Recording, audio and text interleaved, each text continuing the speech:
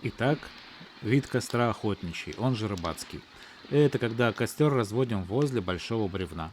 Чаще рисуют вот такую картину, как мы сейчас видим, когда палки облокачивают на это самое бревно, но вполне себе можно и так, когда обычный костерок разводят просто вплотную к бревну. И давайте сразу о преимуществах этого костра. Точнее, о плюсах, которые дает бревно, расположенное в костре. А бревно это аккумулирует и экранирует тепло от разведенного огня. Оно как бы отсекает часть территории, и больше жара направляется именно к вам. Причем, с другой стороны, совсем не жарко, что позволяет подойти к огню весьма близко. Это удобно, когда мы что-то готовим, например, как это видно вот сейчас вот на экране. Костер этот не зря называется охотничий рыбацкий. Это в первую очередь костер для одиночки. Разместиться у него большому количеству людей комфортно не получится, но максимум два человека. Костер охотника легко сделать, особенно когда разводим его прямо у поваленного дерева. Насобирал небольших веток, а основное полено уже лежит на месте готовенькое. Удобен этот костер еще и тем, что затушив и уйдя на рыбалку, например, когда вернулись, развести можно быстро. Обугленное бревно этому явно поспособствует. Да, сразу-то не сказал, прелестно еще и то, что бревно можно использовать абсолютно любое. Будет сухое — хорошо. Нет? И ладно. Вот смотрите, какой у нас. Заросший мхом, грибами. Видно, не один год лежал на земле. Тем не менее, обуглилось, видите, неплохо, и жару явно прибавило. Хорош данный костер и в непогоду. Облокачиваем наискосок дрова на бревно и получаем замечательную крышу, что оградит огонь от дождя. Крышу эту при необходимости можно и в несколько рядов сделать, чтобы гарантировать сухость под ней. Немаловажно, что в таком варианте для настила сверху подойдут любые, даже сырые палки. Сначала они поработают как укрытие, а после подсохнут и тоже сгорят. Очень хотел показать наглядно. Погоду выбирал для съемки вот такую пасмурную, и тучки ходят, и пока готовился, дождик моросил. Вон, мокрое все. Однако закон Мерфи работает железобетонно. Как пришло время разжигать, все, засуха. Ну, думается, вполне очевидно, что в таком варианте рыбацкий костер имеет большие шансы на успех при любом дожде. Когда сильный ливень, только желательно бревно побольше, чтобы пространство внутри, под крышей, было достаточно для разведения полноценного небольшого костерка.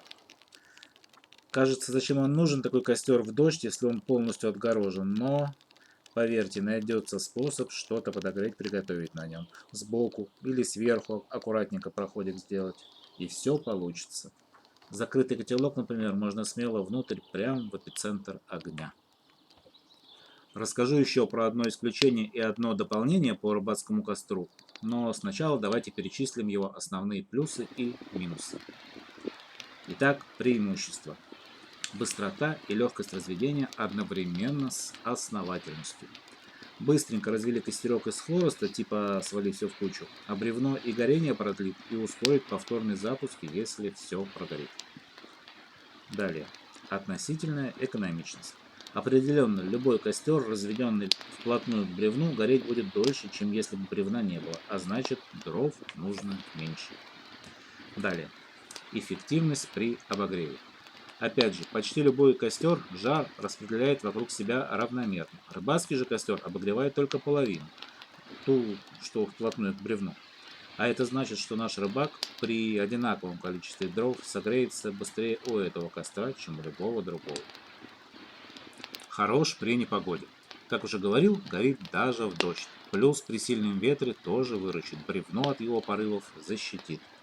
Ну и отмечу удобство в некоторых моментах.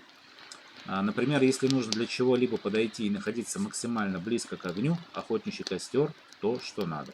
Ведь бревно отгораживает и защищает, и за ним не так жарко. Теперь о минусах. Собственно, явный минус один. У костра охотника в стандартном его виде с комфортом большому количеству людей расположиться не получится. Ну, не предназначен он для этого. Ах да, и бревно. Обязательно надо найти бревно. А то еще и притащить его в нужное место. А без бревна никак. Далее об исключении. Внимание на экран. Да, именно так. Костер охотника вполне себе можно сделать по обе стороны бревна. Согласитесь, что-то в этом есть. Как вариант, сначала один был у классического рыбацкого костра, а после друзья подтянулись и трансформировали его в двусторонний. Да, при любых раскладах. Почему бы такой костер не сделать, если бревно есть рядом? Оно явно добавит огню основательности. Да и в целом больше возможностей для маневров с готовкой и прочим получается. Что ж, и мы подходим к такому интересному применению охотничьего костра, как разведение его на склоне. Только пару колышков необходимо забить, дабы бревно не скатилось. Если сложилась такая ситуация, что огонь нам нужен на наклонной поверхности, определенно рыбацкий костер близок к идеалу. Надежно, практично.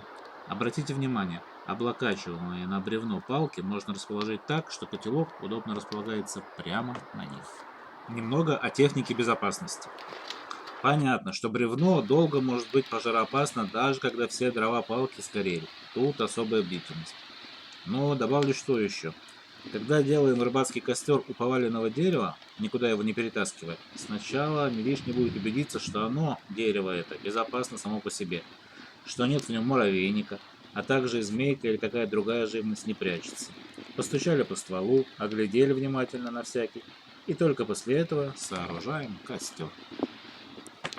В заключение в очередной раз отмечу, костер охотничий рыбацкий действительно хорош. Работа бревна в данном костре великолепна. Берите на вооружение, используйте, зацените. Добрых вам походов!